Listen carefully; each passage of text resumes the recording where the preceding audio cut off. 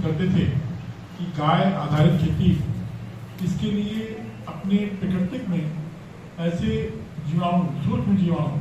जो मृदा की उर्वरता शक्ति को मेंटेन रखते हैं, बढ़ाते हैं, वो रासायनिक खादों का उपयोग करने से, रासायनिक कीटनाशकों के हर्बिसाइड, इंसेक्टिसाइड, पेस्टिसाइड के उपयोग करने से हमारे जो सूक्ष्म जीव और केंचुए का कमी होना या हमारे मिट्टी में मृदा का जो कार्बन है CN रेशियो बदल जाना, कम हो जाना, जिससे कि हमारी जल धारण क्षमता कम हो जाती है। इसलिए जैसा कि माननीय प्रधानमंत्री जी, माननीय केंद्रीय कृषि मंत्री और अपने राज्य के कृषि मंत्री साहब का इच्छा है, अपने माननीय मुख्यमंत्री जी की इच्छा है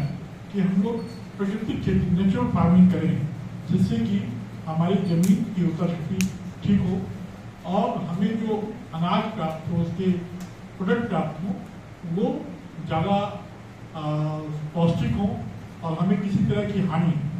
किसी तरह का बीमारी, जैसा आप जानते हैं कि यूरिया की ज़्यादा उपयोग करने से ऐसी भिन्न भिन्न बीमारियाँ किसानों में, हम वैज्ञानिक जानते हैं, किसान भाई भी कहते हैं कि इनके डालने से हमें जो 100 वर्ष की आयु थी उसको ना पाकर हम लोग की आयु 50 वर्ष एवरेज हो गई पूरे वर्ल्ड,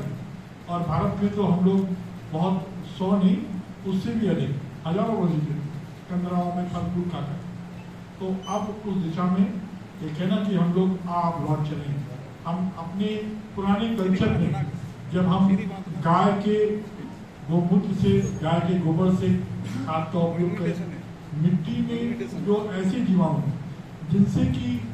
वातावरण की नत्रजन स्वयं हमारी मिट्टी में फिक्स होती है, वो एजिडोबैक्टर, हमारा राइजोबियम जो दलहनी फसलों के लिए आवश्यक है, हमने इसके लिए अपने प्रोजेक्ट बनाए हैं, हमने राज्य सरकार में सबमिट भी कर रखा है। और निश्चित रूप से हम जो हमने माननीय कृषि मंत्री से बात किया था कि हम, हमारा विश्वविद्यालय, अपने यहाँ 5 विश्वविद्यालय हैं। आपको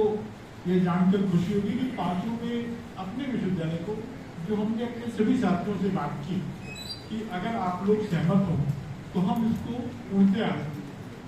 प्राकृतिक खेती के कार्य करें। हम इस तरह के कार्य करने से जो अपने बीकानेर में, जैसे आप जानते हैं प्रीमियम में हमारे पंजाब के और आसपास के क्षेत्रों के, अब बीकानेर में भी हमारे दुर्भाग्य की बात है कि बहुत से ऐसे पेशेंट हैं जिनको ऐसी बीमारियां हो रही हैं जो कैंसर की तरफ अग्रसर, हमारे शरीर को, टिश्यूज को नष्ट करके एक अचानक ऐसी ग्रोथ होती है। अगर हम इस तरह खेती को बढ़ावा देंगे, पहले 5 में से 1 विश्वविद्यालय अगर अपना,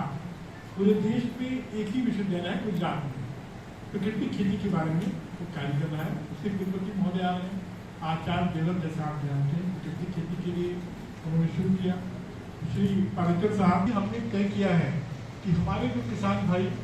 गंगानगर, हनुमानगढ़, ढूंढगढ़ सर में